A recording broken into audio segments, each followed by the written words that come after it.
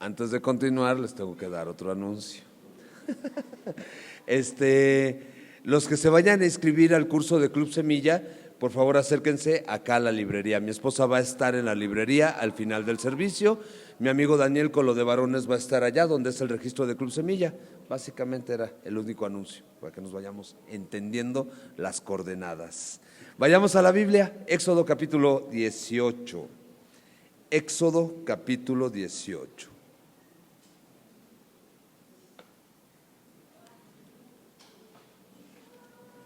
Alce su mano quien está haciendo la lectura de la Biblia diaria.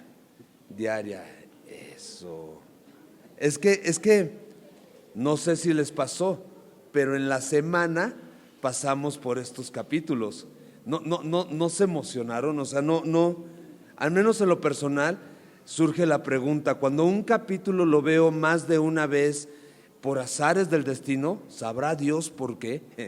Cuando un capítulo lo veo más de una vez, me pregunto, ¿qué querrá Dios afirmar? ¿Qué querrá Dios confirmar?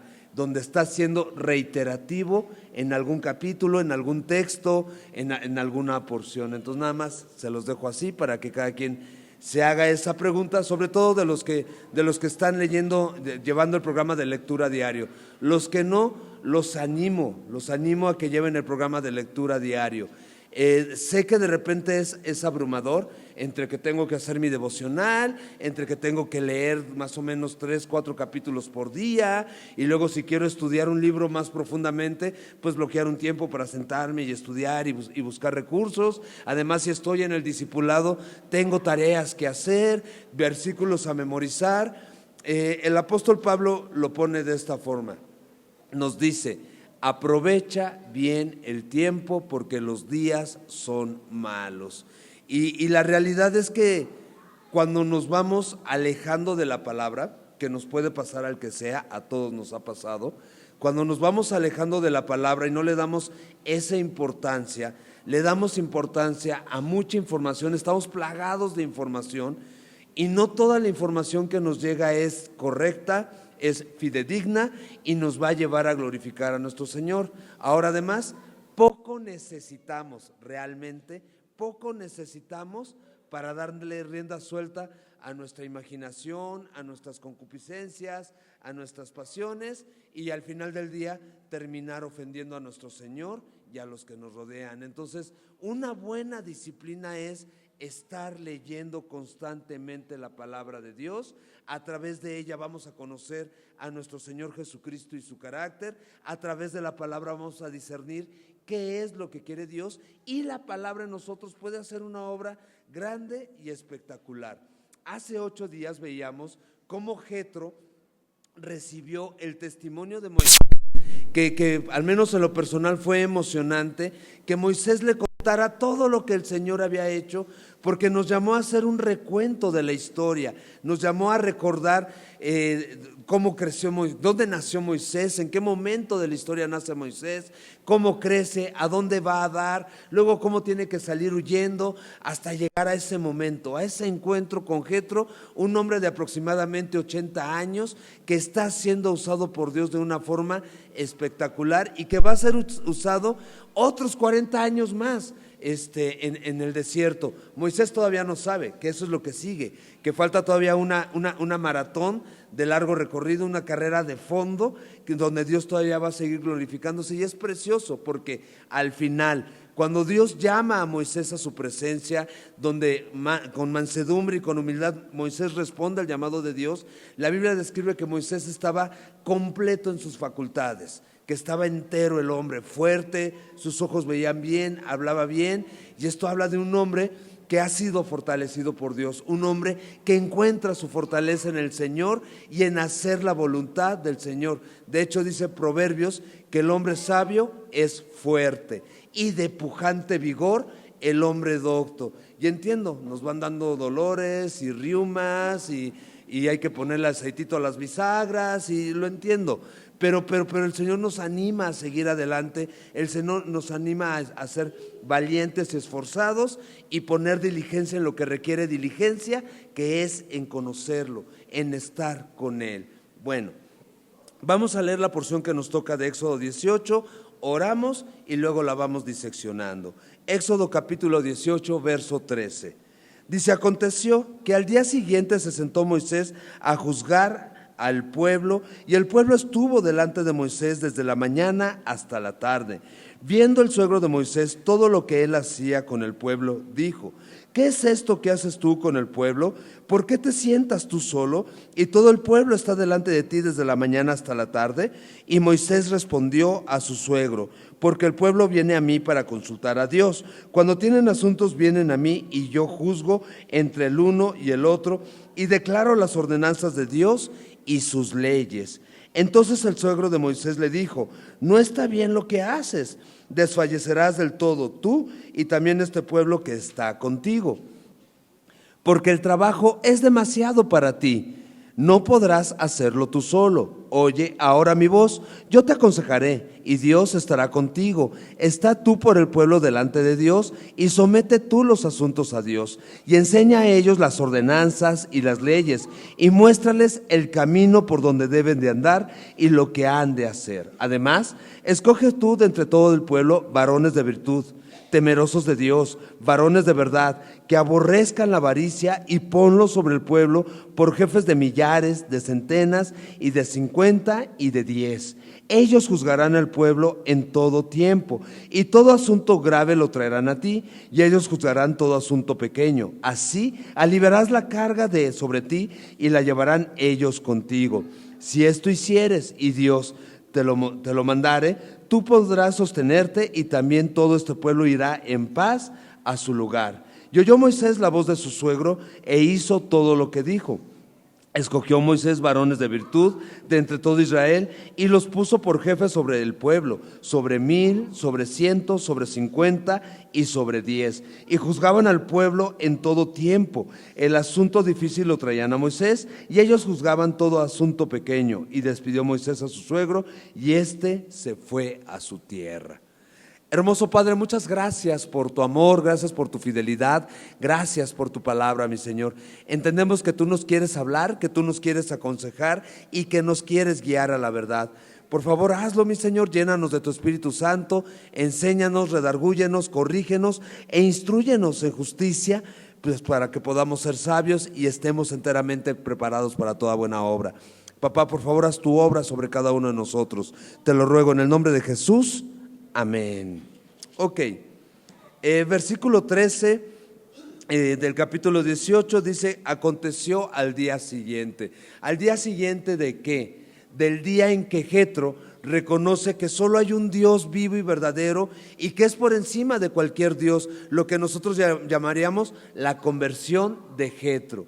Jetro se convierte al Señor, le rinde su corazón al Señor. Al final de ese día, Jetro se reúne con Moisés, con Aarón y con todos los ancianos del pueblo, digamos, a tener una comida donde festejaron su conversión. Lo interesante es que Moisés no se quedó en la fiesta. Moisés no se quedó como en el limbo, festejando que su suegro se convirtió a Dios, recibiendo a su esposa, recibiendo a sus hijos, y como que le puso pausa a las actividades que Dios le había dado. Por el contrario, vemos que Moisés inmediatamente después está haciendo lo que él ya venía haciendo de tiempo atrás. Al día siguiente se sentó Moisés a juzgar al pueblo. Juzgar tiene la connotación de decretar, de gobernar, de emitir un juicio entre dos partes que tienen cierta diferencia. Es esto de juzgar al pueblo, pues habla de que Moisés le estaba sirviendo al pueblo. El pueblo necesitaba quien los guiara, quien les ayudara a resolver sus problemas, y entonces Moisés inmediatamente al día siguiente es lo que hace. Se presenta delante del pueblo a hacer lo que ya venía haciendo: juzgar y gobernar. Básicamente nosotros esto de juzgar y de gobernar, más el consejo que le va a dar Jetro y las diferentes personas que va a llamar a esto, a juzgar y gobernar, lo podríamos ver como el comienzo de este sistema de gobierno que se llama jueces. ¿Ok? Si se acuerdan, en el Antiguo Testamento tenemos un libro que se llama Jueces, que de hecho es un libro muy oscuro, es un libro pues así, oscuro, porque resulta que en la época de los jueces, muchos jueces no hicieron lo bueno y lo recto delante de Dios, que es la constante de la historia del pueblo de Israel. No hicieron lo bueno delante de Dios, juzgaron a Israel de acuerdo a su propia prudencia. Israel se apartó del Señor y hicieron una serie de atrocidades impresionantes. Dentro del libro de los jueces hay uno, por ejemplo, que muchos conocemos, Sansón, cuya historia nos la han romantizado mucho a lo largo de la historia, lo han caricaturizado y lo ponen como un héroe, donde Sansón realmente no es ningún héroe. Sansón, por el contrario, es un hombre que vivía obstinado, obsesionado por hacer su propia voluntad, por satisfacer sus propios apetitos, y Sansón honra a Dios, glorifica a Dios en el momento en que entrega su vida y muere. Pudo ser una historia muy diferente a la de Sansón, pero no siguió al Señor. Bueno, al final de nuestra Biblia, en la carta a los Hebreos, la Biblia reconoce que Sansón era un varón de fe, tuvo fe en el Señor, y lo vemos en el fruto final. Esto a nosotros nos debe de dar paz, esto a nosotros nos debe de dar descanso. ¿En qué sentido? Que Dios no nos busca por nuestras capacidades, Dios no nos busca por nuestras facultades, por lo que podamos hacer o dejar de hacer. Al contrario, Dios nos busca porque le necesitamos, porque no hay ninguna capacidad en nosotros. Por eso dice, bienaventurados los pobres, porque de los tales es el reino de los cielos. Y básicamente todos los que estamos aquí estamos en bancarrota espiritual. Ya ni he de hablar de la otra, ¿va? Estamos en bancarrota espiritual y no nos da nuestra capacidad para hacer la voluntad de Dios, para vivir delante de un Dios que es perfecto, es santo, es puro. No nos da. Por eso Dios mostró su amor para con nosotros en que, siendo aún pecadores, Cristo Jesús vino y murió por nosotros. ¿Cuál es nuestro descanso? La obra que Dios ya hizo por nosotros, que gracias al regalo de Dios hoy podemos estar delante de Dios. Y entonces, bueno, vemos en Moisés un hombre servicial. Ya desde el principio de su historia, cuando mató al egipcio, cuando reprendió a los dos hermanos hebreos, ya se veía en Sansón este carácter: un hombre que amaba la justicia, un hombre que buscaba la justicia, un hombre que buscaba poner paz entre dos partes. Y en ese entonces es chistoso, porque en ese entonces, cuando él reprende a sus hermanos hebreos, le preguntan: ¿quién te ha puesto por juez entre nosotros? ¿Quién te ha puesto por gobernador? Y ahora sí que 3 doritos después, o un poco más, ahí está Sansón como gobernador, como juez entre todas las partes. Esto nos muestra que sí, Dios tenía un plan con Sansón. Y entonces, bueno, con Sansón también después, pero con Moisés. Dios tenía un plan con Moisés, Dios está llevando a cabo su plan. Ahora, ¿qué distingue a Moisés? Entiendo, todo el Antiguo Testamento, no todo el Antiguo Testamento, todo el Pentateuco, o sea, los primeros 5 libros de la Biblia los escribió Moisés. Pero en Números capítulo 12, verso 3, se describe a sí mismo, y se describe que no había hombre en la tierra más manso que él. Y nosotros podíamos decirle: ay, cálmate, pues si tú lo escribiste, pues, o sea, pero es que en realidad, por todo el trato que vivió Moisés con Dios, todo a lo que estuvo expuesto con Dios, realmente Dios generó en Moisés un hombre lleno de mansedumbre, un lleno de humildad.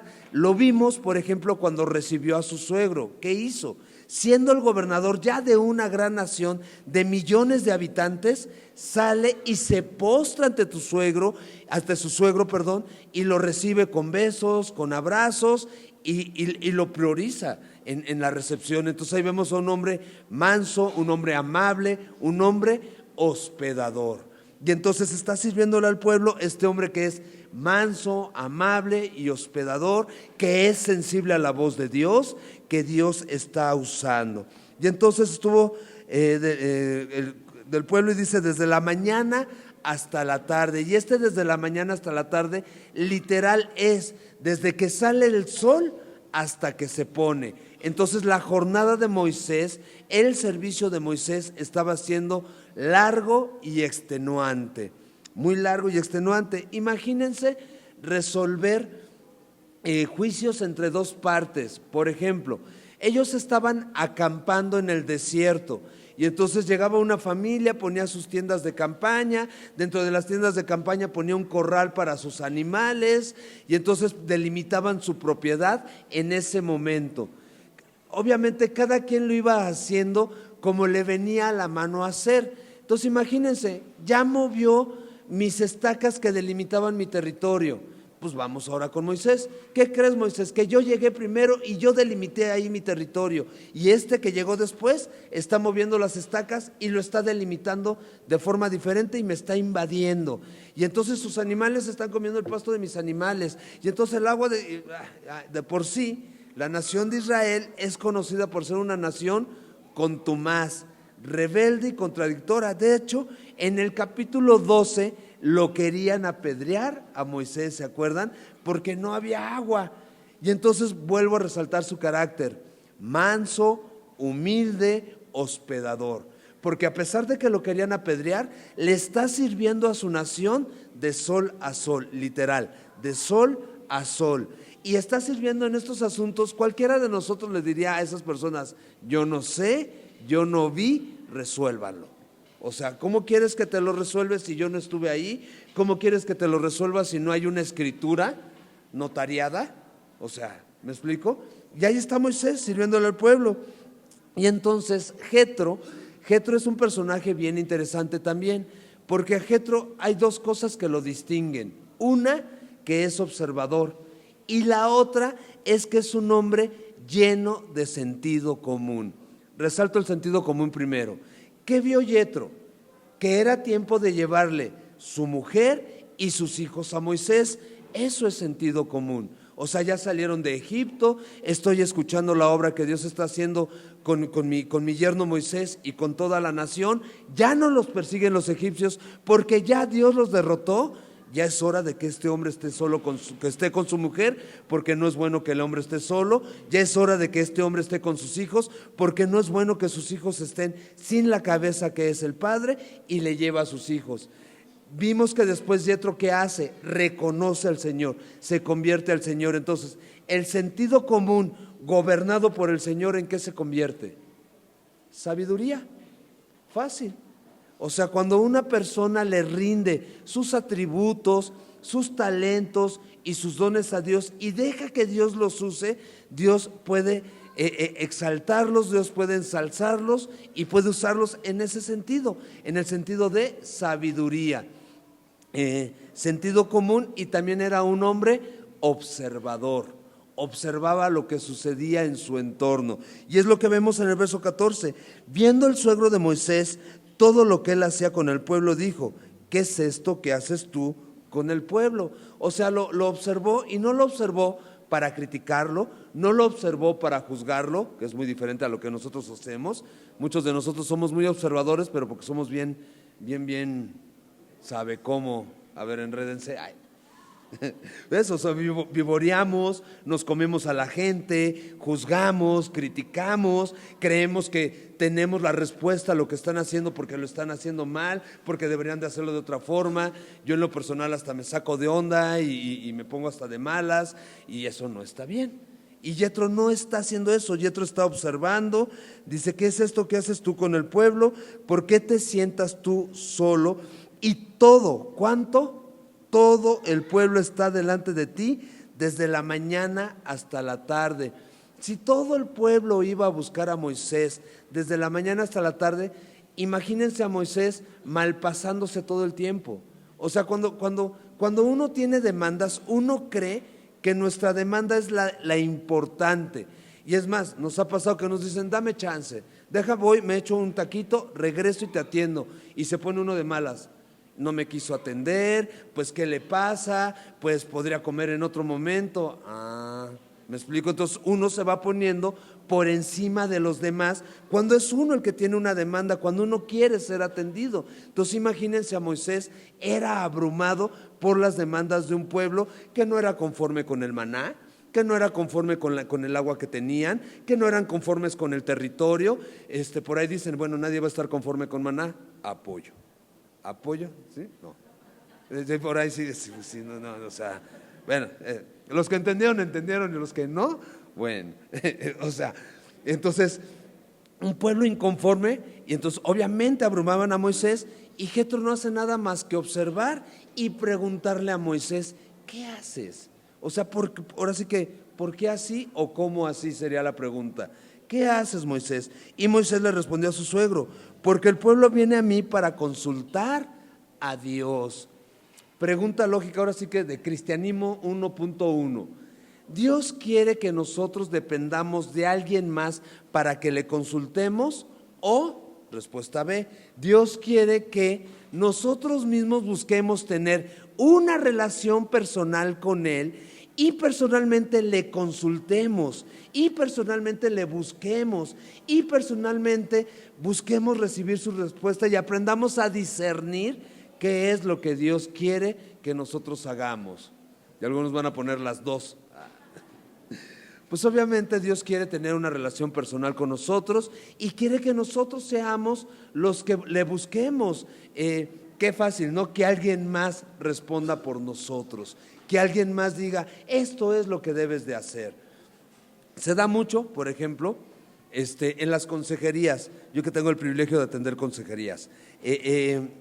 Se da que llegan las personas con sus problemas, por ejemplo, jovencitos que están en una relación de noviazgo y donde alguno de ellos, ya sea él o ella, no se quiere casar y la relación ya cayó en pecado y la relación ha pasado por muchos matices y no se quieren casar y saben que a lo que Dios nos llama es a asumir un compromiso matrimonial, que si no va a haber tal, es preferible que no nos enredemos en una relación porque básicamente cae uno en pecado, llámese adulterio, fornicación, etcétera. Entonces alguno de ellos ya quiere romper la relación, pero no se anima, no encuentra el valor personal. ¿Qué hacen? Van a consejería y le preguntan al que los está aconsejando, ¿qué tengo que hacer? Para que sea uno el que les diga, tienes que romper la relación. Tienes que separarte de él o de ella para buscar al Señor y tienes que arrepentirte de tu pecado. Todo lo que dije, ok, lo único que estaban buscando es el pretexto para poder llegar y decirle a esa persona, me dijo el pastor que terminara contigo. ¿Quién es el malo de la película? ¿Cómo crees? ¿Y por qué? Si no sé qué. Y, pues él me dijo, y ya ves que tenemos que sujetarnos a nuestras autoridades.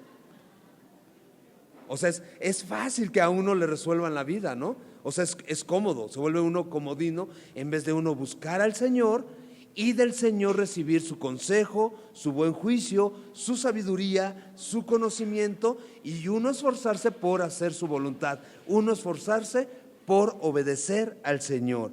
Pero entonces todo el pueblo venía a Moisés para consultar a Dios. Dice, cuando tienen asuntos vienen a mí y yo juzgo entre el uno y el otro y declaro las ordenanzas de Dios y de sus leyes.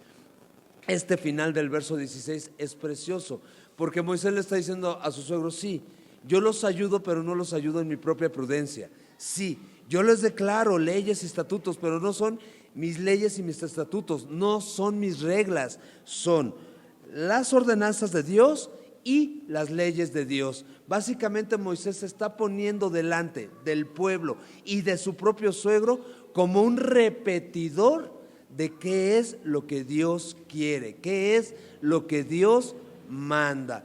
Y entonces seguimos viendo este carácter manso y humilde de Moisés, un hombre que depende de la sabiduría de Dios, un hombre que está dirigiendo al pueblo con amor y temor a Dios y no en su propia prudencia. O sea, yo creo que Moisés en su corazón ya tenía Navegantes 1, seguridad de la dirección. Y él decía, Proverbios 3, 5 y 6, fíjate de Jehová de todo tu corazón, no te apoyes en tu propia prudencia, reconoce.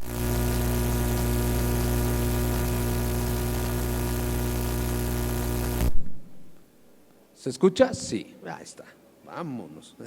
Y entonces le explica a Moisés a su suegro qué es lo que él está haciendo. Ahora, en el verso 15 dice, y Moisés respondió a su suegro, porque viene el pueblo a mí para consultar a Dios. Básicamente, esto de consultar a Dios y la respuesta que dio Moisés les está diciendo, yo les ministro la palabra de Dios. Y entonces Moisés era un ministro del Señor. Palabra ministrar significa servir. Entonces yo les estoy sirviendo de esta forma. Los recibo y les enseño la palabra, ¿ok? ¿Qué es un ministro de culto? Simplemente es un servidor. Y es importante aclararlo porque básicamente esta porción del capítulo ronda entre ministerio y liderazgo, una correcta forma de ministerio, una correcta forma de ejercer el liderazgo. Y a los ministros y a los líderes eclesiásticos de la iglesia, híjole, se les ha ensalzado, se les ha mitificado y se les ha puesto en un lugar que realmente Dios no nos ha dado. ¿Qué es la iglesia? La iglesia es un ente vivo que Dios lo reconoce como un cuerpo, donde en un cuerpo habemos muchos miembros, donde cada miembro de este cuerpo tiene una función, así como nuestro cuerpo.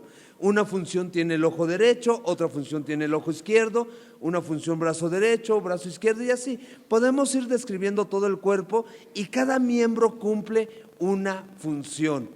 Está en una posición, claro, los ojos están en la cabeza, eso habla de una posición, pero la función no va de acuerdo a la posición. ¿Me doy a entender? O sea, son funciones, simplemente funciones, y nadie está por encima de nadie. Es más, cuando Pablo describe que somos un cuerpo, dice, y fíjate, y los miembros más indignos, más viles, los vistes con mayor gloria. Y entonces como que los adornas.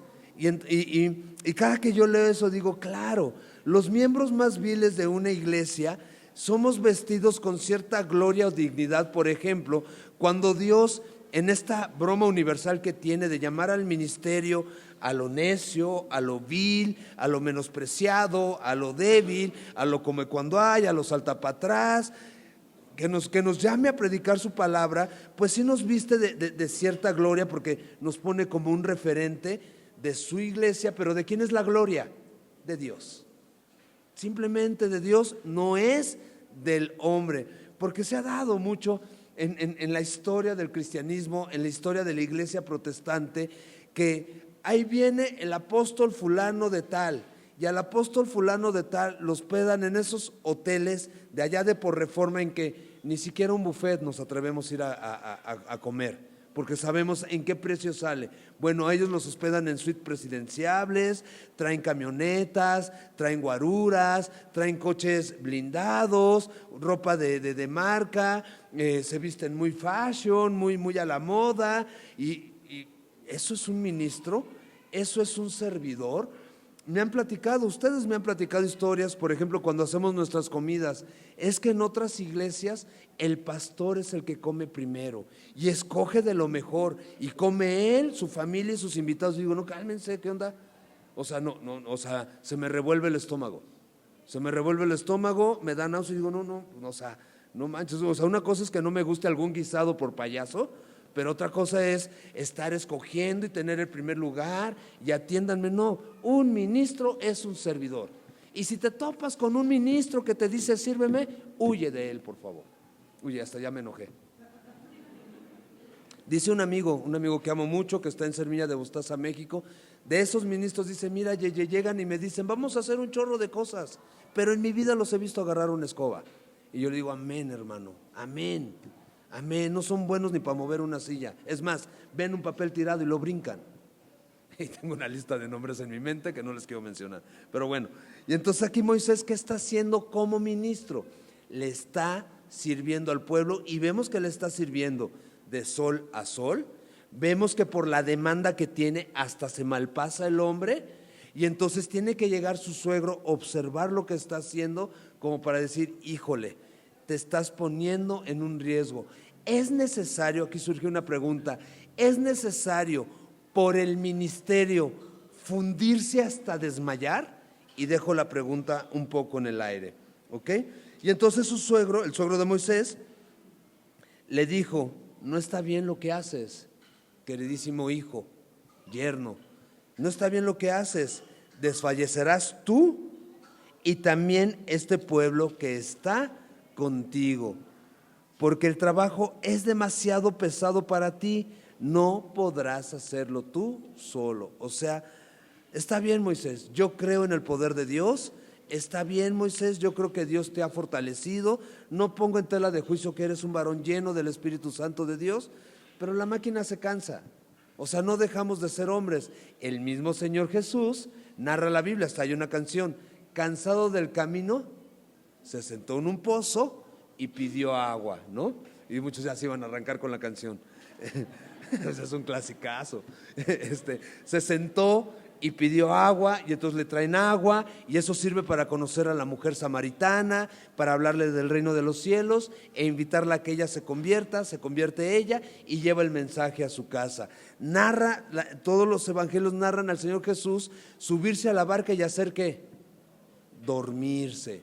¿Eso de qué habla? De que se le cansaba también la máquina, también se le cansaba el caballo. Somos seres humanos, dice Hebreos, de Elías, sujetos a pasiones y a debilidades. Somos muy frágiles, eso nos rompemos fácilmente, somos pieza frágil, pues. Y entonces Moisés no le está diciendo esto Yetro a Moisés por sus 80 años. ¿Qué edad tendría Yetro? Pongan que Yetro tuvo a su hija Séfora a los 20 años. Pues Yetro mínimo ya traía sus 100 años en la espalda. Y ahí está, dando lata todavía. ¿Me explico? Entonces no se trata de la edad física, no se trata de las capacidades por la edad cronológica, sino el trabajo es demasiado pesado para ti, no puedes hacerlo tú solo.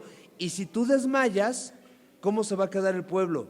Sin un líder fiel a Dios, y el pueblo también va a desmayar. ¿Cuál era el pensamiento recurrente de la nación de Israel?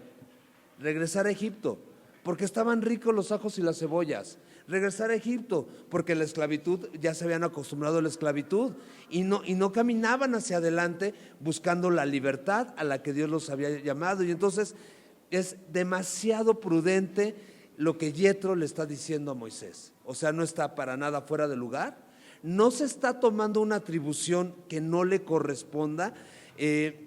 Contexto y currículum de Yetro. Yetro, antes de ser el suegro de Moisés, ¿qué era? Su patrón. Y luego fue su suegro. Y entonces, entre ser su patrón y ser su suegro, obviamente Yetro conocía a Moisés, conocía sus puntos flacos, sabía que lo podía cansar, tal vez los modos de quién lo podría hacer detonar de una forma negativa, etcétera, etcétera, etcétera. Y entonces Yetro observó ante qué está expuesto a su yerno y dice: esto lo va a fundir, se lo va a acabar. Y si él se acaba, la obra que viene haciendo Dios puede dar pasos para atrás, porque la obra que Dios comienza nadie la puede detener, pero se le puede poner pausa. Entonces básicamente Yetro está siendo un hombre prudente. Yo sí creo que al haber recibido al Señor está siendo movido por el Señor, porque hay comentaristas que dicen: está fuera de lugar, Yetro pertenece a Madián, otra nación.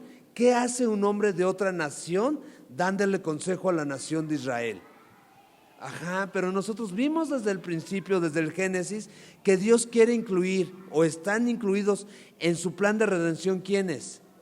Todas las familias del planeta Tierra. Y entonces los madianitas también. ¿Qué quería Dios al levantar a Moisés y al rescatar a la nación de Israel? Que los madianitas vieran y que los madianitas por voluntad propia dijeran: yo quiero tener ese Dios, preséntame a ese Dios. Yo quiero que ese Dios que sacó con brazo poderoso a Israel de Egipto me saque a mí de mi esclavitud y haga su obra en mí y me guíe en el desierto y me conceda su bendición. Entonces, vuelvo, no está para nada fuera de lugar Yetro. Yo sí creo que es un hombre que está siendo dirigido por Dios. ¿Por qué dirigido por Dios? Porque ya le entregó su corazón, porque ya reconoció quién es Dios. Y entonces le dice: oye ahora mi voz, yo te aconsejaré. Y luego ¿qué dice? Y Dios estará contigo. Por esto yo creo que Yetro es un varón dirigido por Dios, porque le está diciendo: mira, yo te voy a dar un consejo, pero vamos a hacer algo. El consejo que yo te dé, tómalo y expónselo a Dios. Y si Dios te dice like a ese consejo, vas. Si Dios te dice que no, pues no. Muchos que han pasado conmigo por consejería les digo: mira, de lo que yo te estoy diciendo, ve y dile a Dios. El sonso del JJ, que ya sabes que es bien sabe cómo, Señor, que no da pie con bola, me dijo que hiciera esto. ¿Tú qué opinas, Señor? Y ya si el Señor me desdice, yo feliz, pues es el Señor, Él es Dios, Él es sabio, yo no puedo jactar de nada. Pero si el Señor no me desdice, pues entonces pon manos a la obra, ¿ok? Atiende al consejo. Un poco así es lo que le está diciendo. Y otro, él es más elegante, ellos ya saben que no mucho, ¿ok? Y entonces, enseña a ellos las ordenanzas y las leyes y muéstrales el camino por donde deben de andar y lo que han de hacer. El 1.1 ¿qué es? Enséñales qué, las ordenanzas y las leyes, o sea, enséñales la palabra de Dios. Por lógica, si tú enseñas la palabra de Dios, ¿qué va a hacer? Va a dar fruto en ellos, los va a llevar a conocer a Dios.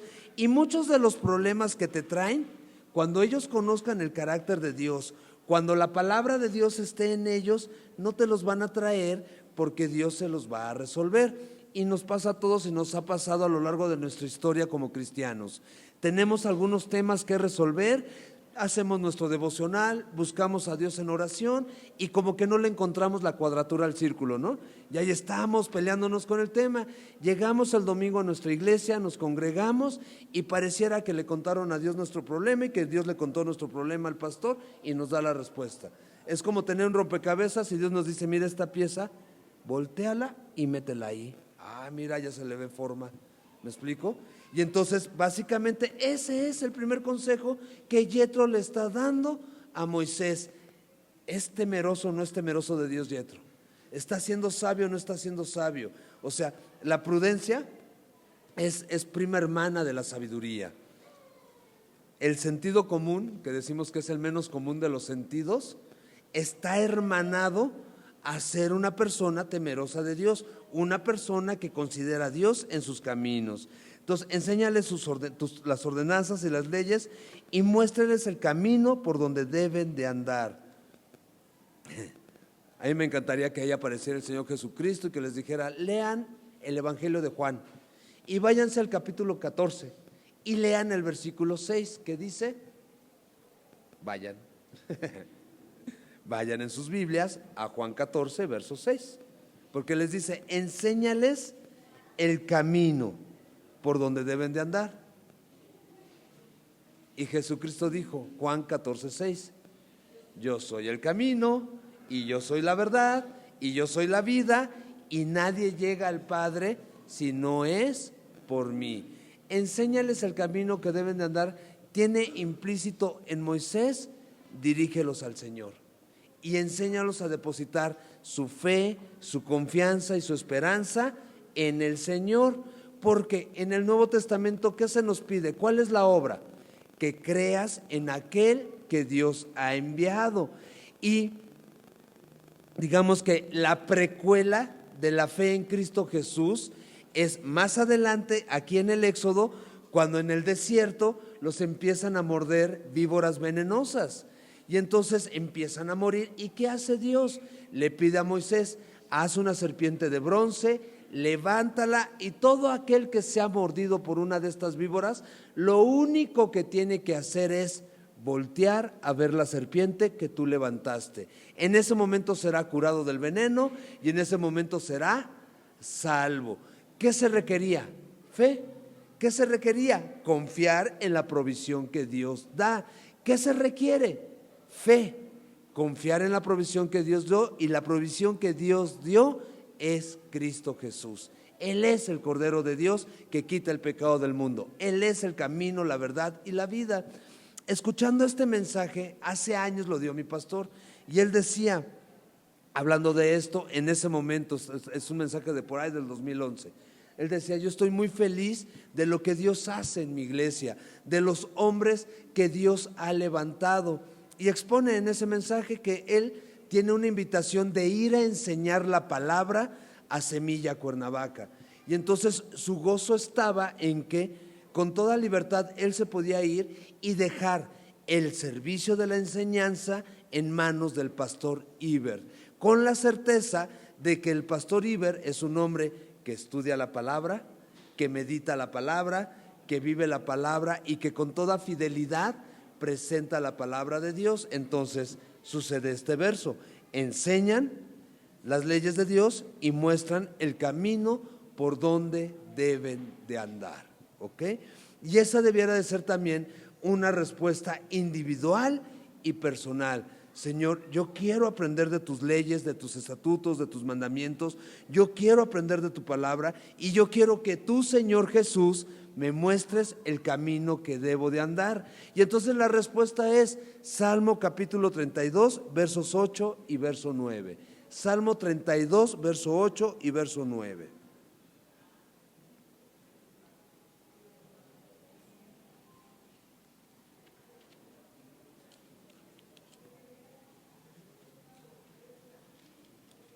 Dice el Salmo 32, versos 8 y 9. Te haré entender y te enseñaré el camino que debes de andar. Me encanta porque si en tu corazón hiciste la oración, Señor, hazme entender, Señor, enséñame, Señor, muéstrame el camino, ya tienes la respuesta inmediata y de viva voz del Señor Jesús. Te haré entender y te enseñaré el camino que debes de andar. Sobre ti fijaré mis ojos.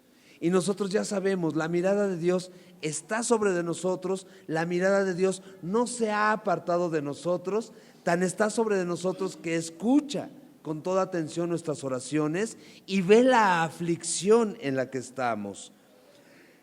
No seas como el caballo o como el mulo sin entendimiento, que han de ser sujetados con cabestro y con freno, porque si no, no se acercan a ti. Señor, hazme entender. Señor, aconséjame. Yo entiendo, yo creo que el consejo, o mejor dicho, el buen consejo, porque consejos hay muchos, hay infinidad de consejos. Ahora, como todo es a través de podcasts y ese tipo de cosas, hay mucha gente a la que se le abre el micrófono para que dé sus tips y sus consejos. El otro día estaba yo viendo uno para desparasitarte. No sé cuántos jugos de zanahoria te tienes que tomar al día, creo que es como, no me acuerdo si son 2,25 litros o 1,25 litros, una cosa así. Y entonces sonaba medio lógico porque decían el compuesto químico de la zanahoria que odian los parásitos, y entonces dices, como que lo voy a hacer, ¿no? Ya me estaba yo animando. Después veo el video completo y dice el que está dando la receta, pero te lo tienes que tomar en luna llena. Y le pregunta bien interesado quien lo está entrevistando, ¿y por qué en luna llena? Porque en luna llena los parásitos se asoman. No. Le dije a mi esposa y todo iba tan bien. Yo ya con mi costal de zanahorias, ahora tengo que esperar a la luna llena para tomarme mi... O sea, ¿me explico? O sea, mucha gente aconseja. ¿De quién es el buen consejo? O sea, ¿quién es el admirable consejero? Cristo Jesús, Dios. ¿En dónde me encuentro con Cristo Jesús y con Dios? En su palabra. Entonces, de Él es el consejo y de Él es el buen juicio. ¿Me explico? Él es el que separa las cosas y las pone en su lugar donde deben de ir. Uno, donde se imagina, pero Él exactamente donde deben de ir.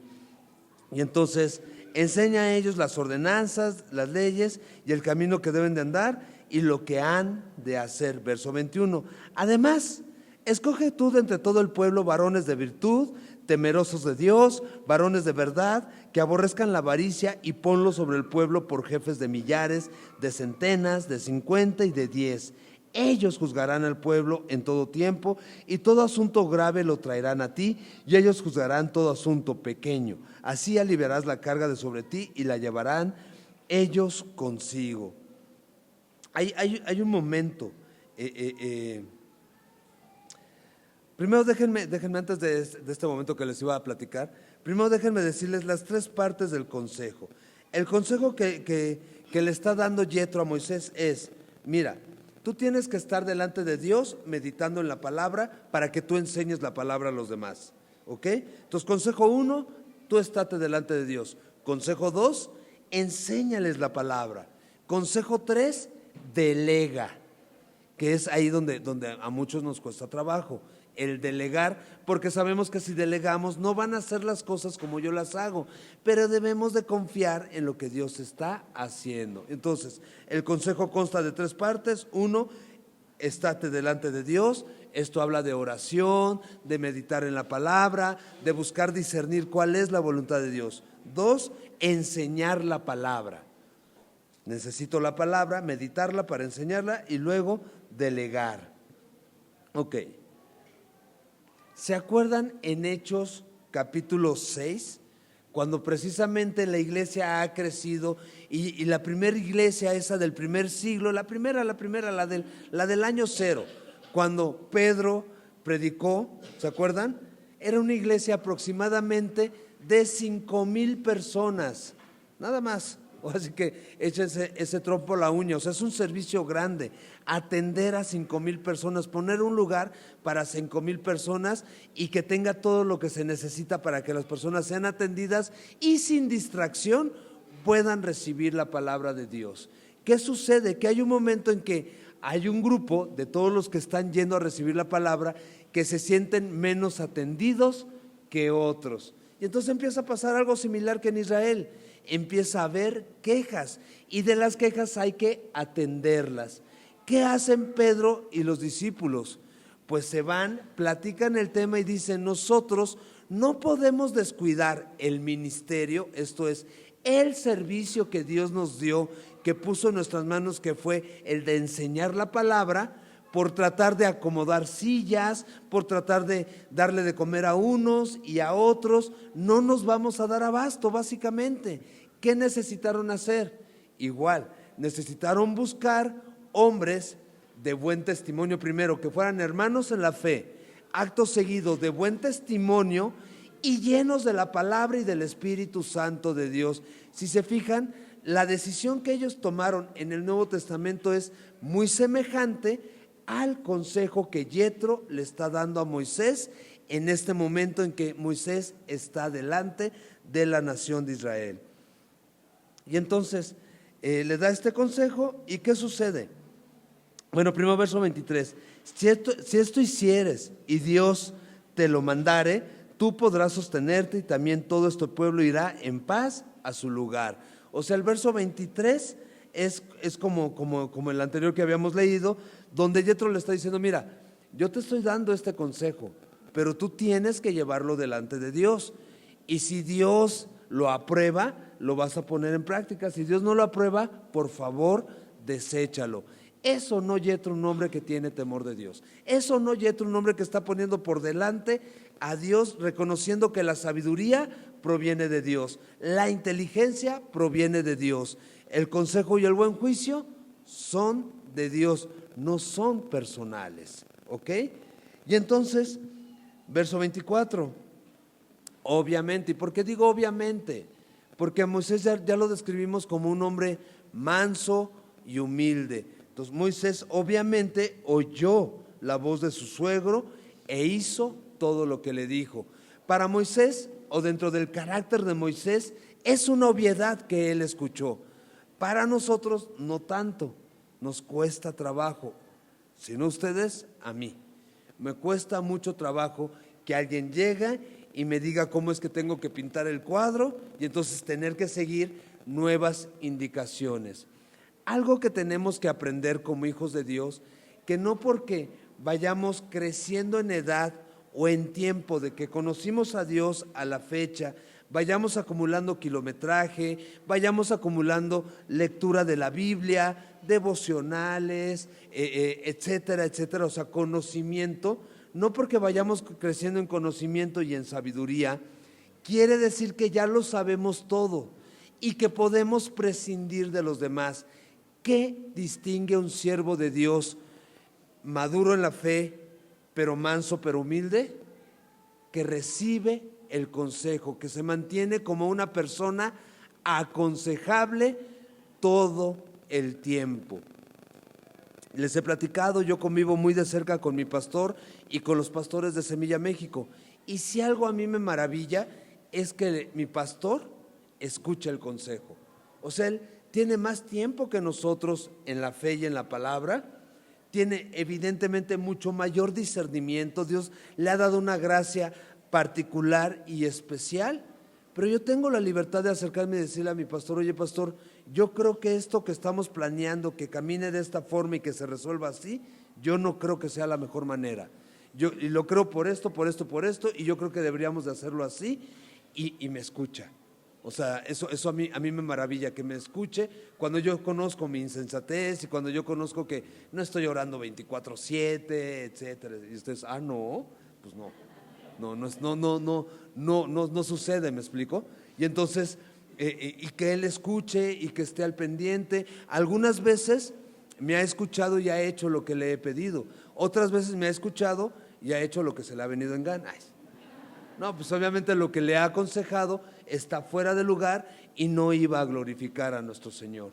Y entonces algo que nos debiera de distinguir a nosotros, que estamos creciendo y que estamos madurando en la fe, todos los que estamos en este salón, es que debemos de mantenernos aconsejables, discipulables, porque no lo sabemos todos, no nos podemos jactar de nada. Y si en algo vemos que pudiéramos aconsejar a alguien, como Yetro, acercarnos con mansedumbre, con humildad, con temor de Dios y poniendo por delante a Dios, dar el consejo. Oye, yo creo que esto se puede resolver de una forma diferente, déjame te explico cómo lo estoy viendo yo y ya tú llévalo delante de Dios y si Dios lo aprueba, bien, y si no, pues discúlpame, fue un insensato y me aloqué. ¿Me doy a entender? En Primera de Tesalonicenses, capítulo 5, verso 21, Pablo nos llama a recibirlo todo, examinarlo todo y desechar lo que no sirve y abrazar lo que es bueno y necesario. ¿Ok? Vamos a Primera de Tesalonicenses para poderlo leer, porque yo se los parafraseé. Primera de Tesalonicenses, capítulo 5. Verso 21. Dice, examínalo todo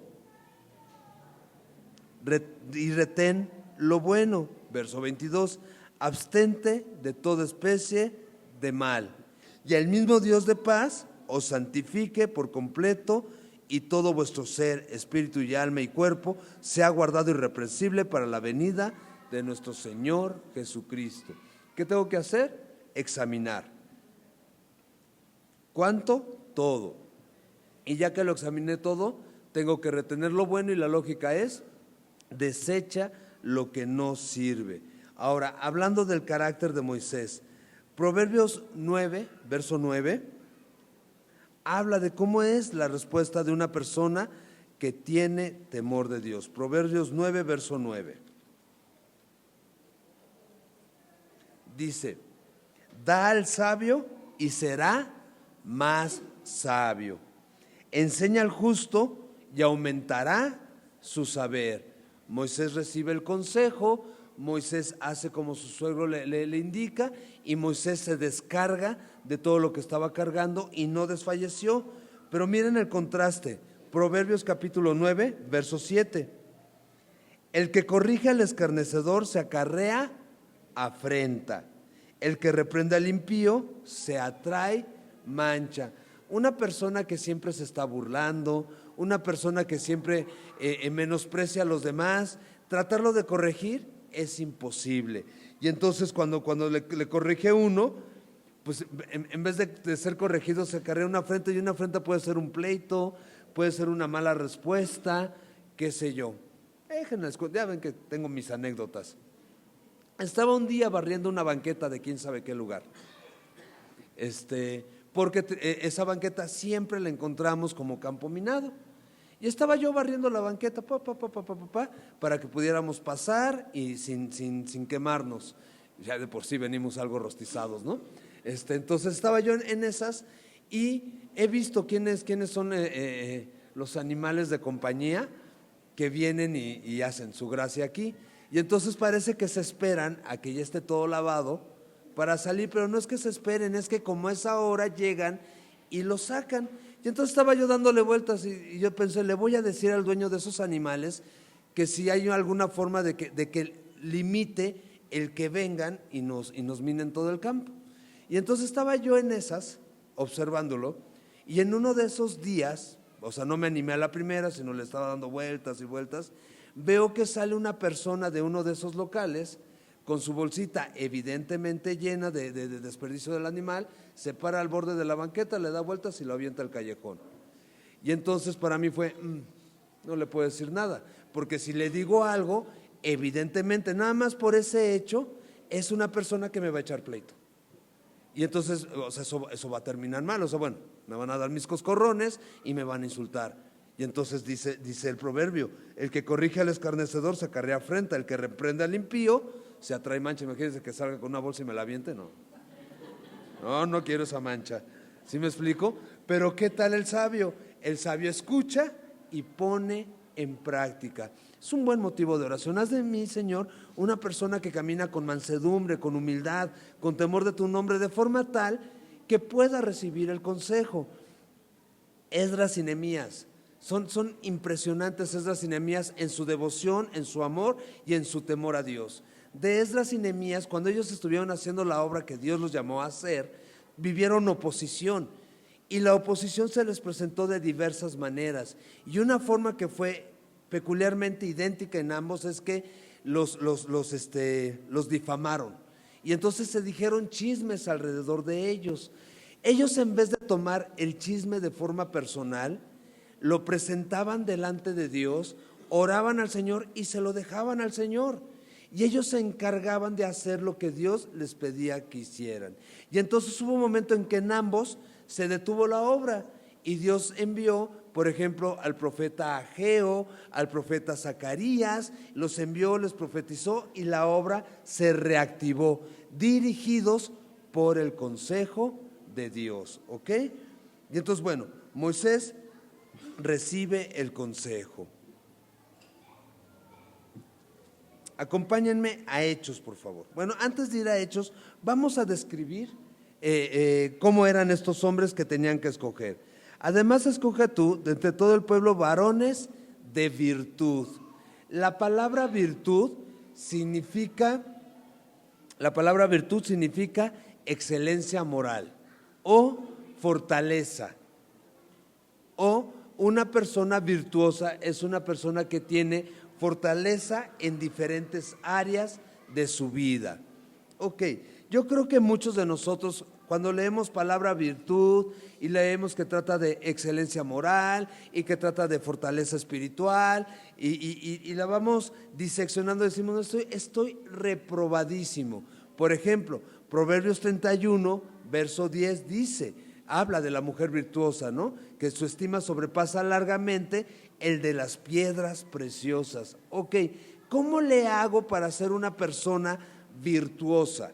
Porque independientemente de que Dios me llame o no al ministerio y de que los talentos que me ha dado Dios, los dones que me ha dado Dios, los ponga a disposición de su cuerpo, yo creo que es un carácter al que todos debiéramos de aspirar.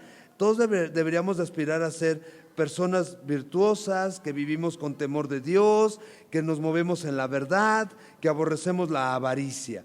Bueno, virtuoso también habla de alguien que ha sido fortalecido, que ha sido capacitado. ¿Cómo le hago para ser fortalecido y ser capacitado? Lucas 11 dice, en el verso 11, dice que si nosotros, siendo malos, tenemos buenas dádivas para con los nuestros, ¿cuánto más nuestro Señor dará su Espíritu a todo aquel que se lo pida? Y el Señor le dijo a sus discípulos, y recibirán poder cuando venga sobre de ustedes mi Espíritu Santo. Y entonces tendrán la capacidad necesaria para dar testimonio de mí en cualquier parte del mundo. Queremos ser personas virtuosas, necesitamos clamar a Dios porque nos conceda la llenura de su Espíritu Santo, para que, movidos por su Espíritu Santo, seamos fortalecidos por Él para hacer la obra a la que Él nos llame. Varones de virtud, temerosos de Dios. Temeroso de Dios no es aquel que le tiene terror a Dios, no es aquel que le tiene terror fóbico o medio miedo fóbico a Dios, no. Temeroso de Dios es aquel que tiene un sano respeto por quién es Dios, por la obra de Dios por nosotros en la cruz del Calvario. Una persona que tiene temor de Dios es una persona que dice, que reconoce, yo no consigo hacer mis propias definiciones de lo que está bien o está mal, porque cuando lo intenté me salió mal, y me doy cuenta que mi forma de pensar dista mucho de la forma de pensar de Dios. Necesito que sea Dios el que me diga qué está bien y qué está mal de acuerdo a su voluntad. Tener temor de Dios habla de buscar el consejo de Dios, y quien está representando el temor de Dios en esta porción es Yetro, porque Yetro está dando un consejo, pero Yetro está enviando a Moisés a que valide el consejo con Dios, no se lo está dando en su propia prudencia. Entonces, virtuosos, temerosos de Dios, varones de verdad. En Juan 17, cuando el Señor Jesucristo ora por su iglesia, le pide a Dios que santifique a su iglesia y le dice: santifícalos en la verdad. Y ahí mismo responde: tu palabra es verdad. Y entonces un varón de verdad, una mujer de verdad, una persona de verdad, es una persona que se desenvuelve en los términos de la Biblia. Dice el pastor Iber, que tu vida sea leída en la Biblia. ¿Me explico? Que tu toma de decisiones se pueda leer en la Biblia. Y no con esto quiero decir, vive de forma íntegra y si te piden en tu testimonio, habla de Dios. No, que tu vida se pueda cotejar con la Biblia, se pueda leer con la Biblia, se pueda leer que tomas decisiones buscando primeramente al Señor. Una persona de verdad en el Nuevo Testamento, que es en donde nos toca a nosotros vivir, es una persona que le ha rendido su corazón a Cristo Jesús, porque Él es el camino, porque Él es la verdad, porque Él es la vida. Rendido ante Cristo, es movido por el Espíritu de verdad, que nos guía a la verdad y que nos recuerda la verdad, y dependemos de la palabra de verdad, por medio de la cual nuestro Padre nos santifica. Varones de verdad. En Zacarías 8:16 también dice: ¿qué es lo que debes de hacer? Y dice: esto es lo que todos deben de hacer: hablad verdad, cada uno con su prójimo. Y entonces andar en la verdad. Y que aborrezcan la avaricia. Que aborrezcan la avaricia, obviamente. ¿Por qué obviamente?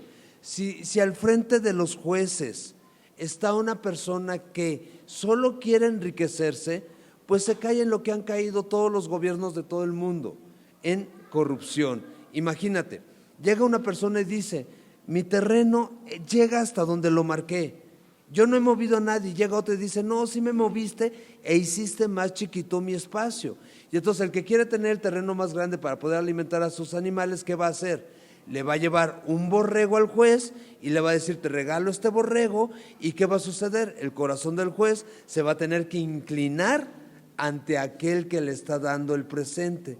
Y entonces no, por eso dice que no haya avaricia en sus corazones. ¿Por qué? Para que no sean corrompibles por bienes materiales, ¿ok? Sino que sean movidos únicamente por el amor y el temor a Dios, y que entiendan que Dios es el que está al pendiente de todas y cada una de sus necesidades. Ahora sí, acompáñenme a Hechos 6, por favor. Hechos capítulo 6.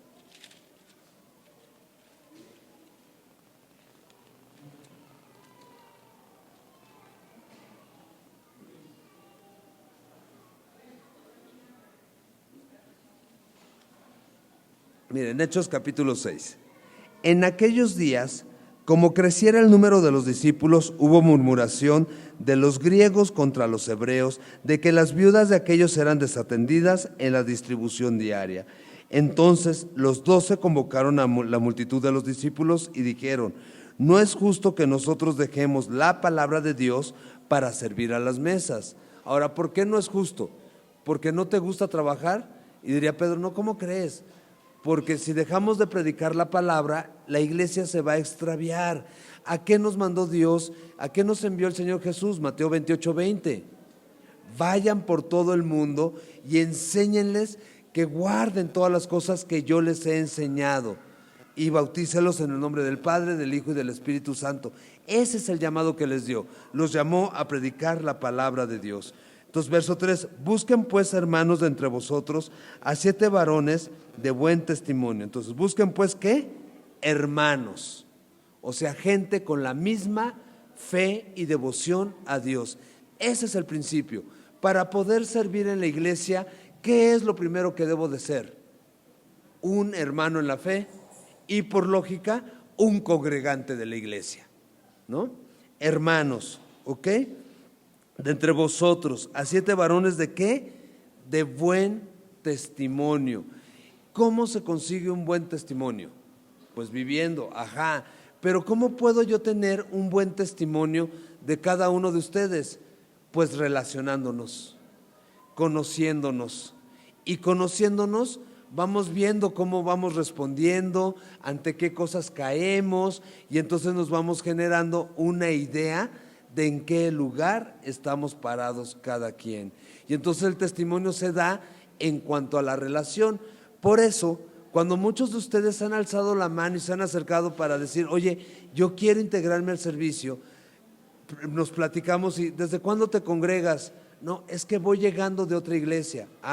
Hazme el favor de sentarte, hazme el favor de permitirnos a nosotros servirte y atenderte, escucha lo que nosotros creemos, a ver si empatamos en la doctrina, si no, pues eres libre de ir y buscar otro lugar. Permítenos servirte, y en el ínter de que te vamos sirviendo, nos vamos conociendo, y entre que nos vamos conociendo se va armando un testimonio. Tanto ustedes tienen un testimonio de nosotros como nosotros de ustedes, y nos vamos integrando al servicio de buen testimonio, llenos del Espíritu Santo. O sea, gente que resuelve el día a día bajo la instrucción, bajo el gobierno del Espíritu Santo. La historia que les platicaba de la banqueta y de la bolsita, pues es muy fácil confrontar, es muy fácil voltear y decirle, oye, ¿qué te pasa? No seas cochino, por lo menos, y mira cómo está esto, y hasta echarle a la patrulla, porque cada quien se tiene que hacer responsable, y etcétera. Pero eso habla de una confrontación. ¿Qué ganaríamos con la confrontación? Le cerraría las puertas a la iglesia y le cerraría las puertas al evangelio, y esa persona diría, yo en tu iglesia no me vuelvo a parar. Y entonces, ante mi inconformidad, mi molestia, mi incomodidad, yo necesito que el Espíritu Santo de Dios me diga, ya está haciendo como el mulo, ¿verdad? Sí, ya ando bien enmulado.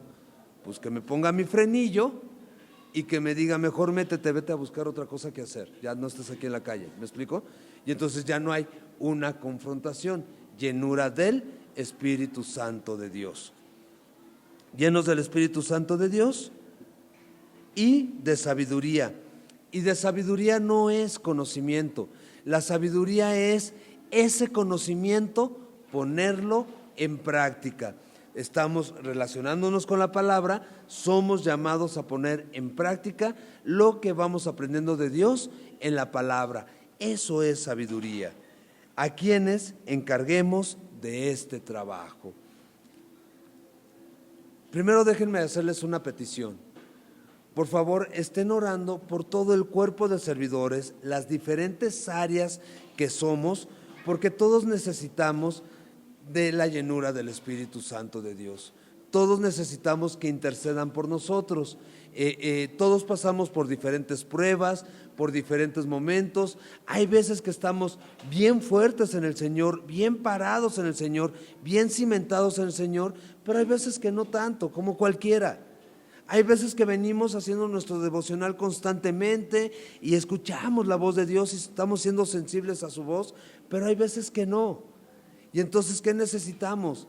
Que los unos estemos orando por los otros, pero primordialmente quiero pedirles ahorita en particular por todos nuestros hermanos que han empeñado de alguna forma, o más bien, que están dando su vida para servirnos.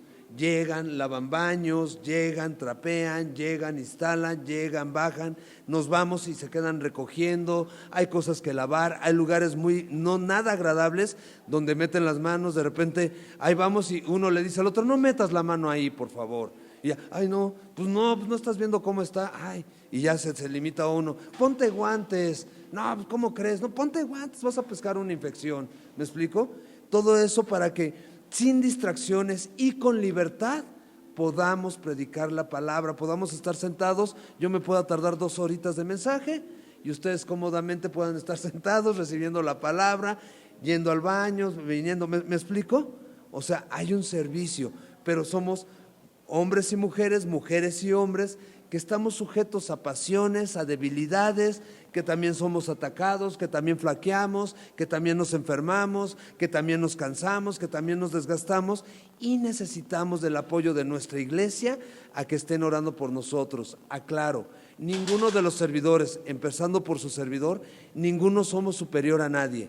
Todos somos miembros de un solo cuerpo, todos fuimos puestos en el ministerio donde Dios quiso, porque Dios quiso, por su voluntad, y todos estamos tratando de descubrir esos dones y esos talentos que Dios nos dio para ponerlos al servicio de la iglesia.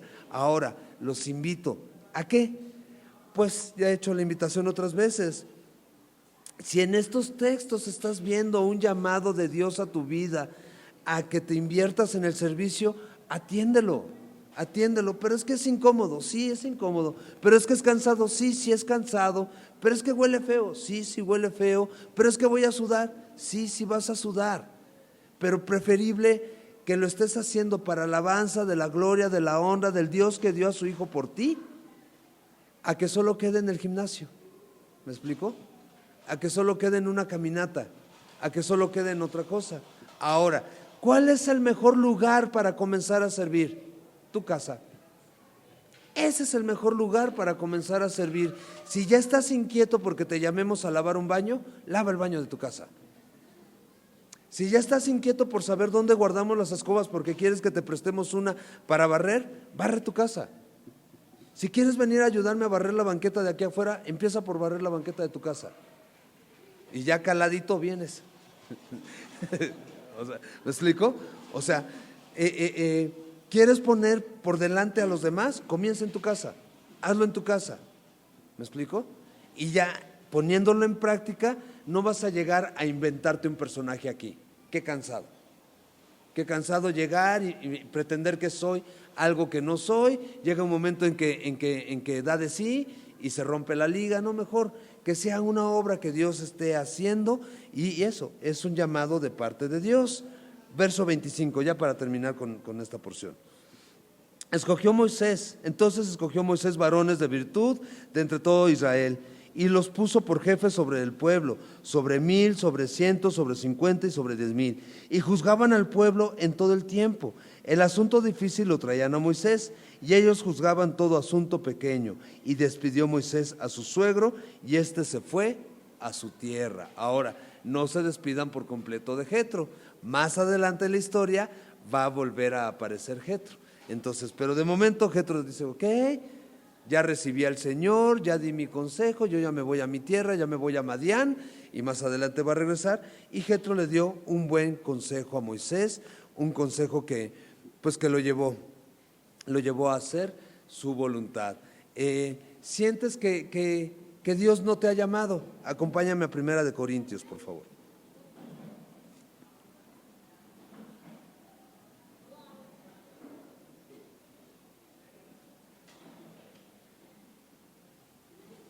Primera de Corintios capítulo 1, verso 26.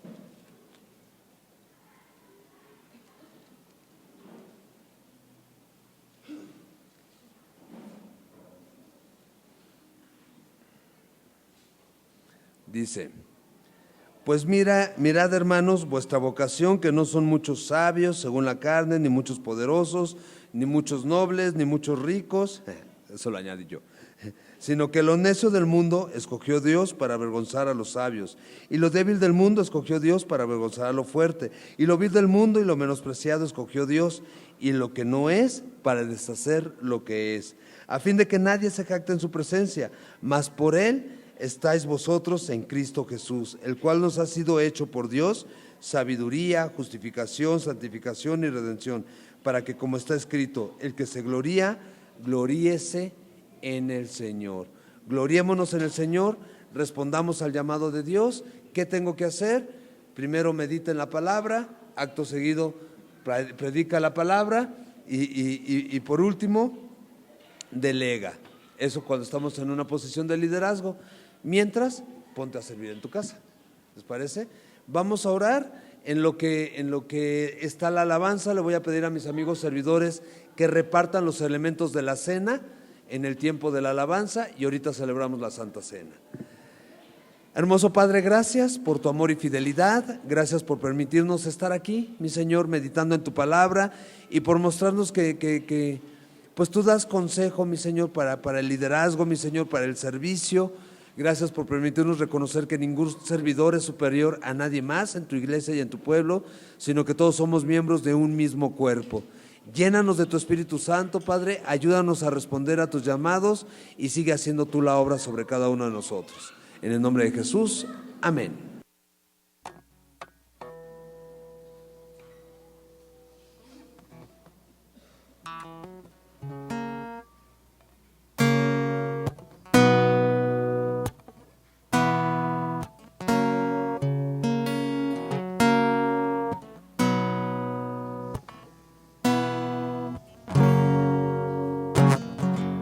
No entiendo cómo puede haber tal amor que dejando todo vas tras un pecador, el autor del universo, principio y fin.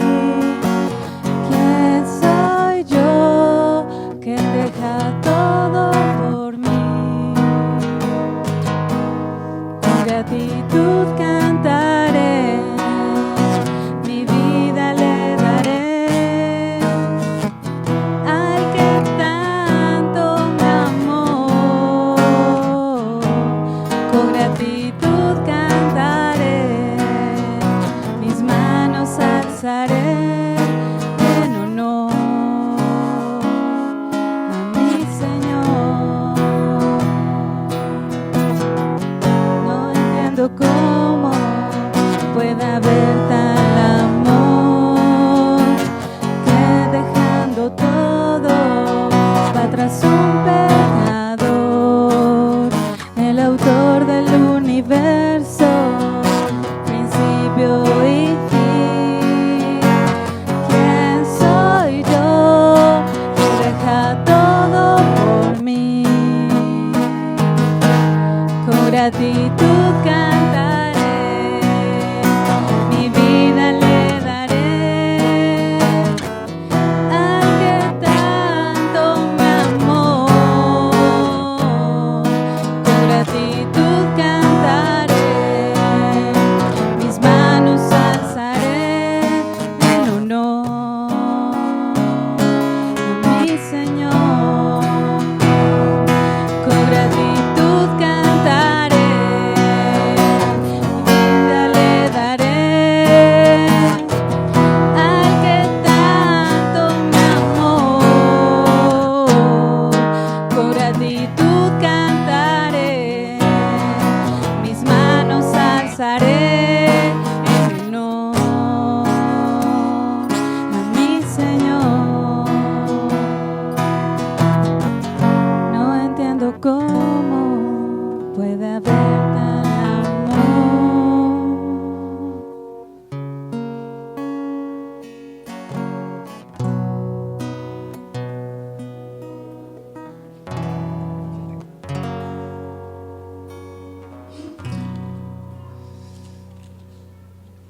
Acompáñenme a 1 de Corintios capítulo 11, por favor.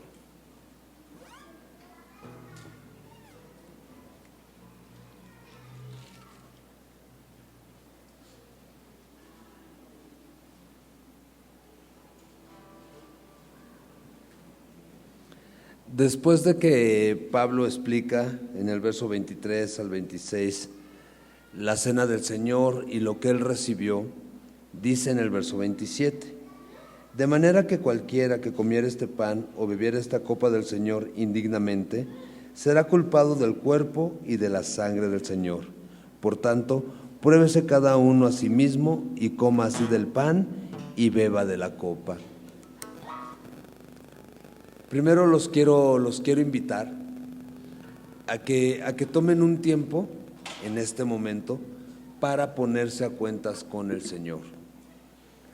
Dice Primera de Juan que si nosotros decimos que no hemos pecado, hacemos a Dios mentiroso y demostramos que la palabra de Dios no está en nosotros. Pero dice en el versículo 9 que del primer capítulo de Juan, que si confesamos nuestros pecados, Dios es fiel y justo para perdonar nuestros pecados y limpiarnos de toda maldad. Ninguno de nosotros es digno de celebrar la cena, porque es el Hijo de Dios el que fue sacrificado. Es en el nombre de Cristo Jesús, es conmemorando lo que hizo el Rey de Reyes y Señor de los señores. ¿Nosotros qué somos? Una bola de pecadores que difícilmente hacemos su voluntad. Y entonces para asimilar, para discernir, para hacerlo con la dignidad que se merece, les pido que aprovechen este tiempo y se pongan a cuentas con nuestro Señor.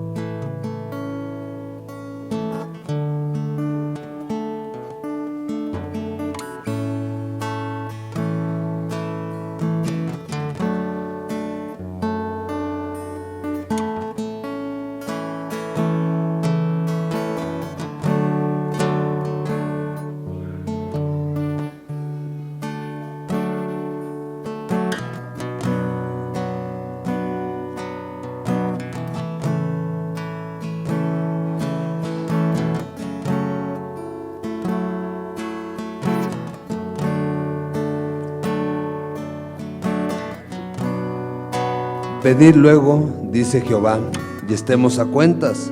Si vuestros pecados fueren como la grana, como la nieve serán emblanquecidos. Si fueren rojos como el carmesí, vendrán a ser como blanca lana. Hermoso Padre, gracias por tu disposición, por esa apertura que tienes y el llamado que nos das a venir a ponernos a cuentas contigo. Señor, no queremos mentir, no queremos tapar el sol con un dedo. Queremos ser honestos y reconocer que hemos pecado, mi Señor. Muchas veces hemos hecho cosas, hemos dicho cosas que no te honran, que no te glorifican, que lastiman, que ofenden, que son indignas. Otras veces lo que vemos, otras veces lo que escuchamos, otras veces lo que nos imaginamos, mi Señor. El tema es que continuamente estamos pecando, continuamente te estamos ofendiendo y continuamente estamos haciendo cualquier cosa menos tu voluntad. Papá, queremos celebrar la cena y no lo queremos hacer indignamente.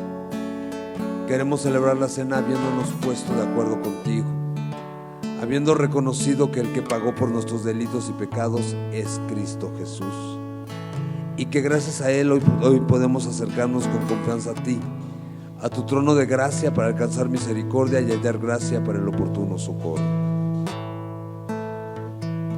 Dice el apóstol Pablo: porque yo recibí del Señor lo que también les he enseñado, que el Señor Jesús, la noche que fue entregado, tomó pan y habiendo dado gracias lo partió y dijo: tomen, coman esto, es mi cuerpo que por ustedes es partido, hagan esto en memoria de mí. Por favor, tomen el pan, llévenlo a su boca, mastíquenlo, y mientras lo mastican, hagan memoria que ese pan representa el cuerpo del Señor Jesús molido por nosotros en la cruz del Calvario.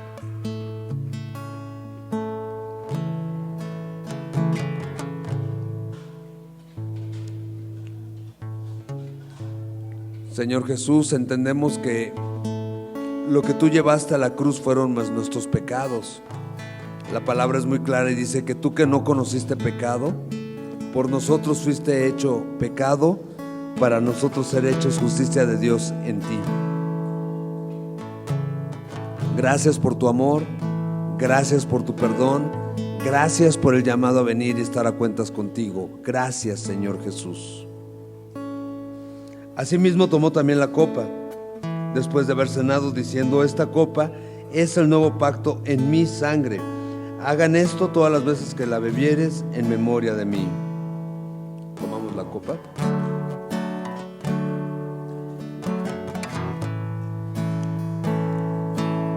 Así pues, todas las veces que comieres este pan y bebieres esta copa, la muerte del Señor anuncias hasta que Él venga.